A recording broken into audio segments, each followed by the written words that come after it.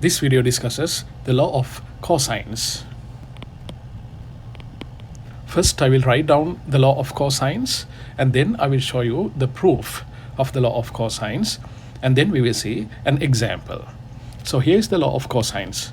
We will let ABC be a triangle in standard notations. So what's a triangle ABC in standard notations? Of course, we are going to have a triangle. I'm going to label that triangle as ABC.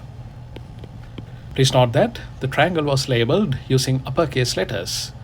The lengths of the sides of the triangle are labeled using lowercase a, b, and c. Lowercase a is used to show the length opposite the angle A. This side BC, is supposed to have a length of lowercase a. The side AC is opposite angle B. Therefore, we label the length AC as lowercase b. This side AB, is the side opposite angle C. Therefore, we label that length AB as lowercase c. Now, we are all set to write down the law of cosines. The law of cosines provides cosine of each of the angles in this triangle ABC. The way that I have drawn this triangle can be considered a special case because all the angles of this triangle are acute angles. But it doesn't necessarily have to be the case. The law of cosines, just like the law of sines, is valid for technically any triangle, including even if one angle is an obtuse angle. Of course, only one angle can be an obtuse angle, because if one angle is larger than 90 degrees, the other two angles must be less than 90 degrees each, because the total of all angles inside a triangle must be equal to 180 degrees. So both situations, where all three angles are acute angles and one angle is an obtuse angle, are both completely fine for the application of the law of cosines. So the law of cosines provides the cosine values of each of these angles, A, B, C. Let me first write down the cosine of the angle A. Cosine A is going to be equal to, it's going to have a fraction. Since the angle right here is A, we subtract lowercase a squared. When the angle is A, the other two sides, that means B and C, those terms are squared and are written as positive terms on the numerator. You will have B squared plus C squared. Then in the denominator, we need to divide all of that numerator by 2 times B times C. In the denominator, we have 2 times B times C. Let's look at cosine A one more time. Cosine A is equal to B squared plus C squared minus A squared, all of that's divided by 2BC. Please note that when the angle is A, you subtract A squared. The other two sides are added as squares. And in the denominator, you simply have to write down 2 times B times C, which are the two sides associated with the angle A, the basis of these two terms. Now, the same way, can you write down an equation for cosine B? Cosine B should be equal to, on the numerator, what should be subtracted? The angle is B, therefore I will need to subtract B squared. Lowercase b squared is subtracted. What should be added? The other two sides are A and C, so I will need to add A squared and C squared. In the denominator, I will have 2 times the basis of these two things, A times C. That's your cosine B. Now, the same way, cosine C should be equal to, on the numerator, what do you have? We will have A squared plus B squared. What subtracted is C squared. All of that should be divided by 2 times A times B. This is the law of cosines. You should be comfortable writing down cosine A, cosine B, and cosine C for a triangle ABC in standard notations. Next, we will look at the proof.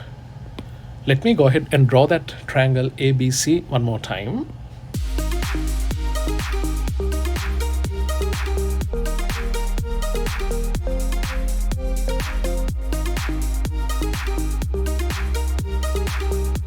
Next, I will need a construction. So the construction is, I'm going to draw a perpendicular line from C onto AB. Let me label the base right here. This is P. Please note that the angle right here has 90 degrees. Now, what I'm going to do is, I'm going to pay attention on the triangle APC. Using that triangle, I can write down an equation for cosine A. Cosine A, according to that smaller triangle APC, should be equal to adjacent, which is AP, divided by the hypotenuse, which is AC. Cosine A should be equal to AP divided by AC. We know that the side AC, this side, is equal to length lowercase b. Therefore, what I'm going to do is AC will be replaced by B. Let me go ahead and erase this AC and write lowercase b. Now, I'm going to multiply both sides of this equation by lowercase b. When I do that, I can divide out the b's on the right hand side, and then I get all of this is going to be equal to b cosine A equals AP. I'm going to use this relationship in a minute. Maybe we can label this as relationship number 1. I have found an equation for AP. If I know AP, can I find BP? You can see that BP is equal to AB minus AP. Therefore, let me write down BP to be equal to AB minus AP. From that, I get BP equals, I know AB, this full length is equal to lowercase c. C minus AP. We showed that AP is equal to B cosine A. Let me go ahead and substitute that B cosine A. Let me label that relationship as equation number 2. Next, what I'm going to do is, I'm going to write down sine A once again using the smaller triangle APC. Then sine A should be equal to opposite over hypotenuse. The opposite is PC divided by hypotenuse is AC. PC divided by AC. We know, just like earlier, the length AC is equal to lowercase b. Therefore, I'm going to go ahead and erase the AC term from the denominator of that sine A and write it as lowercase b. Next, if I multiply both sides of this equation also by b, you can see on the right hand side the b's are divided out, so this reduces to b sine A is equal to PC. I'm going to need that relationship also. Let's go ahead and label that one as equation number 3. Next, what I'm going to do is, I'm going to look at the triangle CPB. CPB is also a right triangle because the angle right here is 90 degrees. For a right triangle, we can write down the Pythagoras theorem. According to the Pythagoras theorem, CP squared plus PB squared should be equal to BC squared. Let me go ahead and write it down. We have PC squared plus BP squared being equal to BC squared. What are the terms that we already know? Of course, we have an equation for PC that's given by equation number 3. Therefore, I can substitute the value of PC squared, this first term, as B sine A, everything squared, and then plus I have BP squared. we calculated BP in equation number 2. Therefore, I can substitute BP squared by C minus B cosine A everything squared. All of that should be equal to, on the right hand side of this equation, we have BC squared. We know BC is the length right here, and that's equal to A.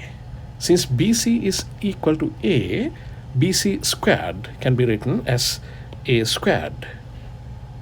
Next, my target is to simplify this equation. If I pay attention on this very first term, it's B times sine A, it has to be squared. Then it becomes B squared sine squared A. That plus. The next term is C minus B cosine A, everything raised to the second power. How do you expand that term? Remember from college algebra, if you have to expand x minus y everything squared, you can write it as x minus y times x minus y, and then you can simplify that, and then you will see it's equal to x squared minus 2xy plus y squared. If you already remember this identity from college algebra, that will be really helpful when you expand this term. You can identify C as your term x and B cosine A as your term y. Then we can go ahead and write down the terms that we get when we expand this guy. We will have C squared minus 2 times C times B, which I will write as B times C cosine A, plus B squared cosine squared A. On the right hand side, I have just A squared. Now we need to simplify it further. What I'm going to do is I'm going to group B squared sine squared A and B squared cosine squared A. From those two terms, B squared is common, therefore I'm going to factor out B squared. Then inside parentheses, I will have sine squared A plus cosine squared A. And then I have all of these things on the left hand side, plus C squared minus 2bc cosine A. On the right hand side, all of this is equal to A squared. Now I can simplify further. What is sine squared A plus cosine squared A? We know that's the Pythagorean identity. Sine squared A plus cosine squared A is equal to 1. Therefore, B squared times 1 is equal to just B squared. So the first term is just B squared. And then we have plus all of these things. C squared minus 2bc cosine A equals, on the right hand side, we have A squared. Now my objective is to subject cosine A. What I'm going to do is I will move all of this term 2bc cosine A onto the right hand side. I will move A squared term from right hand side into the left hand side. Then this equation becomes B squared plus C squared. Now this A squared is on the left hand side. It will be on the left hand side as minus A squared. This is equal to, all of this term is going to be on the right hand side, 2bc cosine A. Now all I have to do is to subject cosine A, for which I will just divide both sides by 2bc. When I do that, I can subject cosine A to be equal to B squared plus C squared minus A squared, all of that's divided by 2bc. This is the law of cosines. Looks familiar? Yes, we have cosine A and we have subtracted A squared. The other two sides squares are added. That's the numerator, and in the denominator we have 2 times B times C. B is the base of that first term and C is the base of that second term. So this is the complete proof of the law of cosines. Now we will see if we can do an application with the law of cosines. So here's an example. Let's say we have a triangle. Let's say for this triangle, the lengths of the sides are given. Now, your question is solve this triangle. When we say solve a triangle, any missing side lengths and the missing angles must be found. For any triangle, we have 3 angles and 3 sides. Altogether, every triangle has 6 basic pieces. When we say solve the triangle, we need to find all the missing pieces of those 6 components. So basically, I need to find the angle sizes for this triangle. Since all the sides are given to me, it's very easy to use the law of cosines. First, I will label this triangle.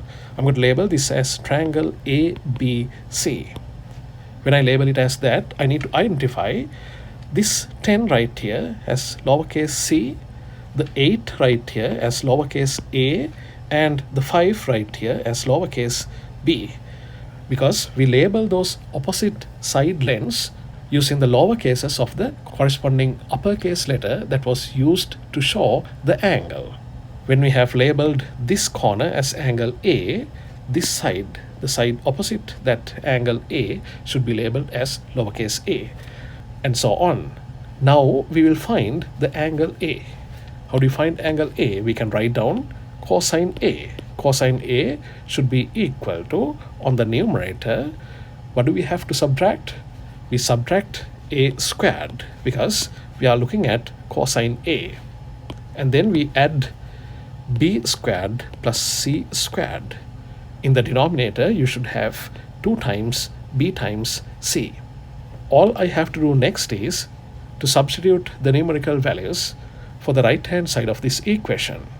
When I do so, I get cosine A is equal to B squared should be 5 squared plus C squared should be 10 squared minus A squared should be 8 squared.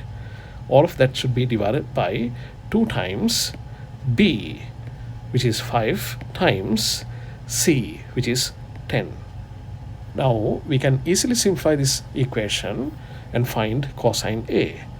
Cosine A should be equal to 5 squared, which is 25, plus 10 squared is 100, that minus 8 squared is 64. All of that should be divided by 2 times 5 times 10, which is equal to 100. When we simplify this one, we get cosine A is equal to 61 divided by 100, which is 0.61. Now we can easily find the angle A. How do you find angle A? Angle A should be equal to cosine inverse 0.61. You can use your calculator and find this angle. If you do so, you get A equals, if the calculator is in the degrees mod, the angle A should be equal to 52.4 degrees. Likewise, you can find the 2 remaining angles as well. I hope you can easily do that part. Therefore, I'm going to go ahead and stop this video at this point. If you have any questions, please feel free to let me know. Thank you so much.